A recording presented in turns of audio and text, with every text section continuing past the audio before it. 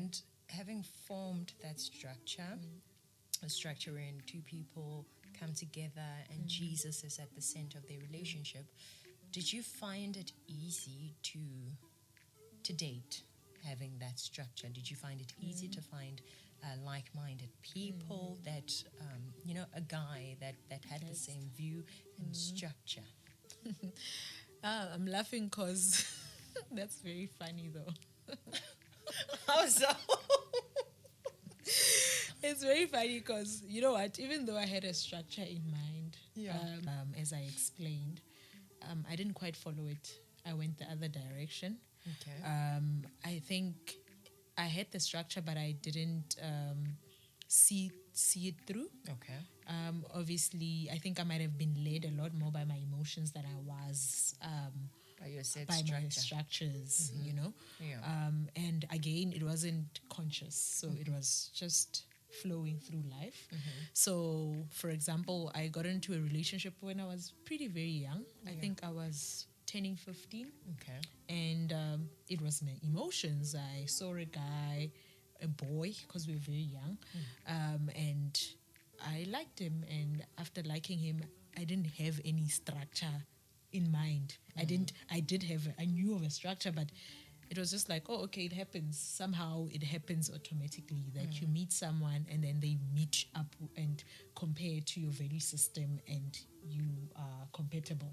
Yeah. I met the person. It was more like, oh, they're handsome, and we both like each other, and we started dating. I didn't question that they're considerate. I didn't question that they have a true north. I didn't question elements of how they would influence our relationship. I didn't question a future with them. Yeah. I didn't question the now and the future. It was just, for some reason, I thought it just automatically flows. Yeah. So it was that case. And then overall, with having looked at the other relationships I've had, I always say 3.5, but it's actually 4 people. It's a Why handless. someone's being called off? Poor guy. No, there's no, it's actually a compliment. Okay. I think it's a compliment. It's a half because we didn't actually date, but I think we were in the exploring phase. We were in the getting to know each other phase, and things started happening and started shifting towards a relationship, and it didn't actually happen. Okay, so hence the half. Okay. Exactly. But when I look at those 4 relationships, including the first one, it was all just about emotions. Okay. It was, oh, I like you, and therefore I hope that we can build something that would align to my structure. And I think my values were very controversial, especially in the society that we live in. Yeah. So I believe in no sex before marriage, and that was drilled down in me, not by people, but by my relationship with God. Yeah. And a decision that I made earlier on when I was in grade 9, I think, that I would stay, abstain, and until I get married. Yeah. And I think I so feared God, not fear as in like scared of God, but I so respected and loved him and trusted him to know that if he said this should be done, he had a clear reason behind that, and it was not to harm me. Yeah. So when I went into dating, I thought people have the same mind, and hence I laughed. I thought people have the same mentality. Maybe not so much, but if I bring it up to them, they'll be like, okay, that makes sense. go I with love you, you love me. Yeah. And I mean, we can make it work. So it was difficult because a lot of people were sexually active. A lot of people, relationships meant sex for them. Sex was a big part of the cake. It wasn't the cherry on top of the cake. It was the cake itself. Yeah. So here I am coming with a cherry, and it's like, and people are like, no. This is the cake. So for me, it was the opposite. The cake was the relationship, the companionship, the helping each other, the goal setting, the aspiring to the same goal, or supporting each other in our goals and purposes in life. That was for me the cake. Yeah. And I thought we can do without the cherry up until a point. So yeah, no, I think as much as my structure was there, I was so oblivious to the fact of the society I'm around, what other people are exposed to, and I thought I'd carry that through to a relationship, and I think it kind of just made everything fail Okay. as a result. So yeah, those views I still hold, but yeah, they didn't do much justice considering the society. So I didn't sit down and structure it in such a form that I actually look for like-minded people. Okay. I just looked for people I could connect with.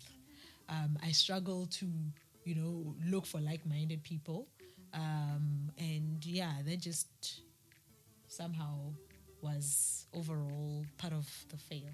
Yeah. And I think that's a struggle for a lot of young Christian women and men looking for a relationship, looking to connect beyond intimacy, sexual intimacy.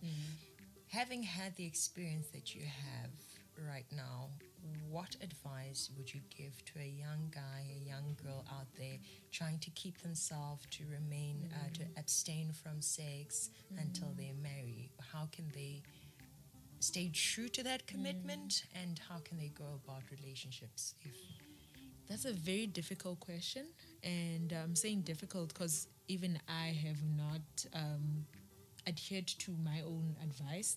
Okay. If I were to give myself an advice, all right, and that's because we are a human being. Is it biological classes?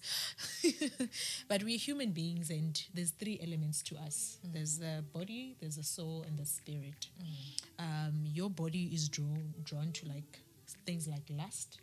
Your soul is drawn to things like emotions that would connect to what the body says, and then your spirit is connected back to God, to your creator. And then each of these elements play a role in the directions that you take.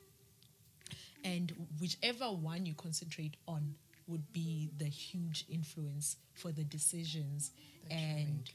yes, your convictions. So if you are drawn to just living in the now and in the presence and in the physical, you would be drawn a lot to lust. And said to say, the body just wants what it wants. So, for example, speaking of a young or a woman or man, if you are just drawn and not so centered in the spirit, you are most likely gonna see a guy or a girl, and you're gonna be attracted to them, and you wanna, pursue those desires. yeah, And then that will then impact your soul, which is your emotion, your mind, your thoughts, and eventually direct that. So as a Christian, or if you have convictions for other religions, you would then, I would strongly say, stay true to your spirit.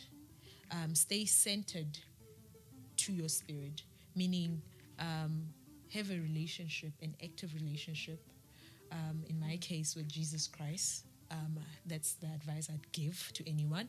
And then when you are actively in that, of course, like I said, with True North, you might deviate from time to time. But if you keep going back to the True North, it will direct your decisions. You then know, I can wait. You will then be guided, and you'll know that I don't have to be pressurized by what is happening around me. Whereas if that element is lacking, chances are you will likely be drawn to the physical, and you would find yourself being wanting of all that seems good for the eye, you know? So it's not an easy journey. And then learn from other people. It's better to not trial and error, but to watch, to observe, and then you avoid mistakes.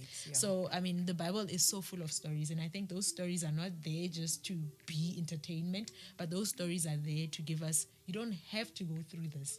You can look at somebody who's gone through it, and they've gotten consequences. And then you just have to look and say, okay, that's not the route. I'll take this route, and then avoid the consequences of the said example. So if you've seen, you can, there's mentors, there's strong mentors out there that you can see. I always say, the fruit never lies.